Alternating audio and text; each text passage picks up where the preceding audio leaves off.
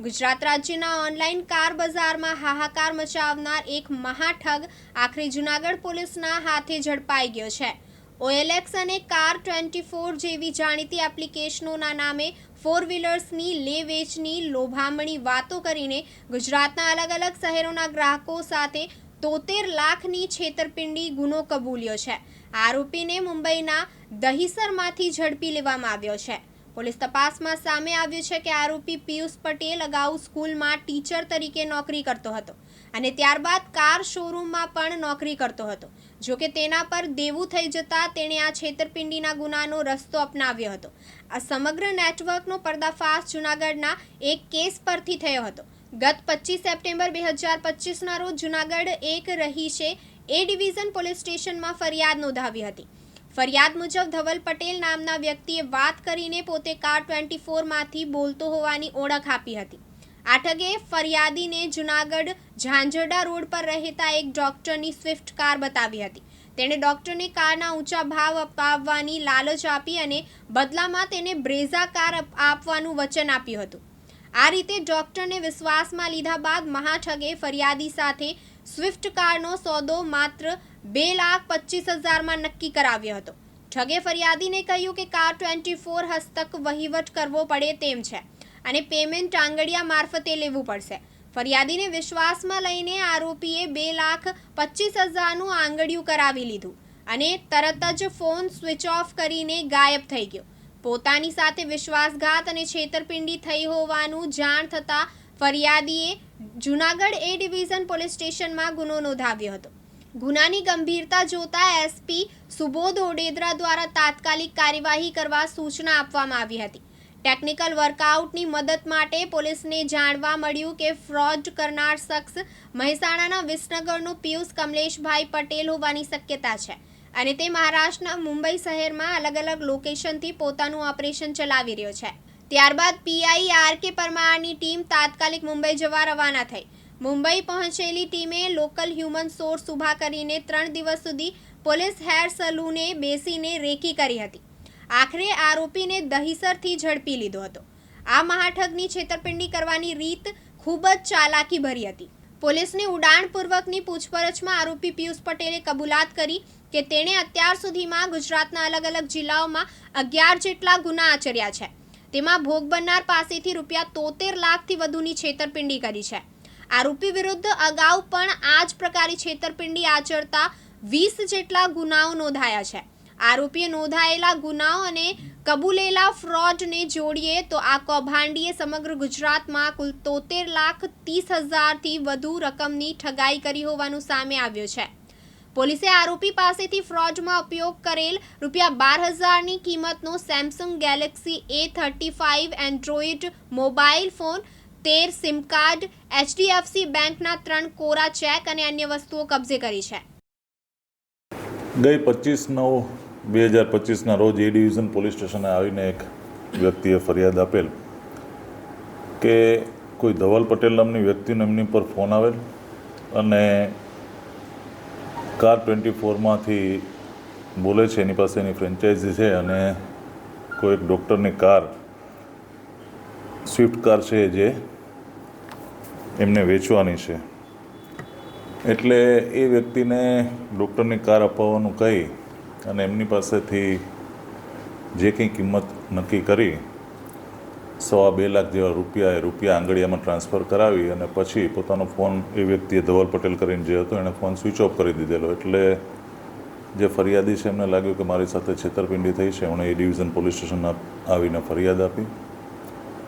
પોલીસે BNSની 316(2) 318(4) મુજબ ગુનો દાખલ કરી અને એ ડિવિઝન PI પરમાર અને એમના પોલીસ સ્ટાફના માણસો ભદ્રેશભાઈ અબડા, કારેથા કિમાનંદભાઈ, નરેન્દ્રભાઈ, DYSP ઓફિસના કમલેશભાઈ, ટેકનિકલ સેલના દિવ્યેશભાઈ, આ બધાએ એક ટીમ બનાવી અને હ્યુમન અને ટેકનિકલ સર્વેલન્સથી તપાસ ચાલુ કરી। એ દરમિયાન આ વ્યક્તિ મહારાષ્ટ્ર તરફ હોય એવા તપાસ દરમિયાન અમને ધ્યાન પર આવતા એક ટીમ અહીંથી રવાના કરી અને એ ટીમ દ્વારા આ જે વ્યક્તિ જે છેતરપિંડી કરનાર છે વ્યક્તિ જેણે પોતાનું નામ ધવલ પટેલ આપેલું એ વ્યક્તિને ત્યાંથી હસ્તગત કરેલ અને પછી એને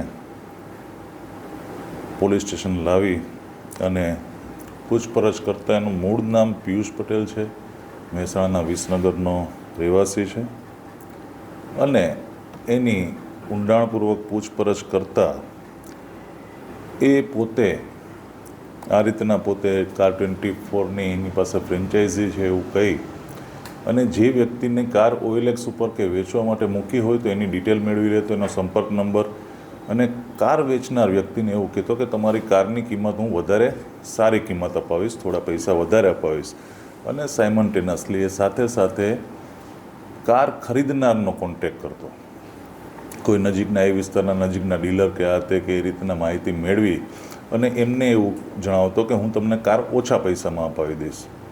એટલે જે કાર લેનાર છે એની પાસેથી કહે કે પોતાની પાસે કાર 24ની ફ્રેન્ચાઇઝી છે અને આંગળીયામાં જે કારની કિંમત નક્કી થઈ છે એ આપવી પડશે, તમે પૈસા આપશો એટલે 2-3 દિવસમાં તમને કાર મળી જશે.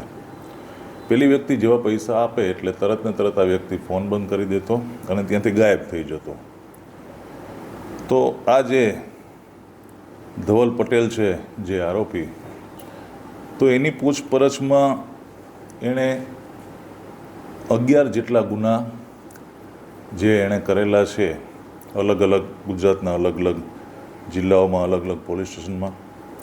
તો એ 11 ગુના આ સમય દરમિયાન દાખલ કરવામાં આવે, અલગ અલગ પોલીસ સ્ટેશનને જાણ કરી અને બીજા હજુ 11 ગુનાની એણે કબૂલાત આપી છે.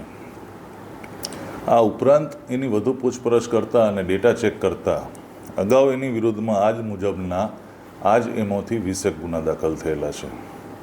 એટલે આ જે 11 ગુના એણે હમણાં કબૂલાત આપી છે એ લગભગ 70-72 લાખ જેટલા રૂપિયાની અલગ અલગ વ્યક્તિઓ પાસેથી છેતરપિંડી કરી છે અને આની પાસેથી મોબાઈલ, અલગ અલગ સિમ કાર્ડ, બેંકની પાસબુક વગેરે વસ્તુ પોલીસે તપાસના કામે કબજે લીધી છે.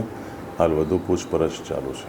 માહિતી મુજબ જે પૂછપરછમાં જાણવા મળ્યું છે અલગ અલગ સિમ કાર્ડ અને અલગ અલગ નામ, ક્યાંક પિયુષ પટેલ, ક્યાંક અર્પિત પટેલ, હાર્દિક પટેલ, સંજય, રાજેન્દ્ર પંચાલ જેવા અલગ અલગ નામ ધારણ કરીને આ વ્યક્તિ વાત કરતો અને ગાડી વેચનારને વધુ કિંમત અપાવી દેવા માટે અને લેનારને ઓછી કિંમતે ગાડી અપાવી અને લેનાર પાસેથી જે પૈસાનું આંગળીયું કરાવીને ફોન બંધ કરીને ત્યાંથી રફુચક્કર થઈ ગયો. જૂનાગઢમાં કેટલા લોકો ભોગ બન્યા છે?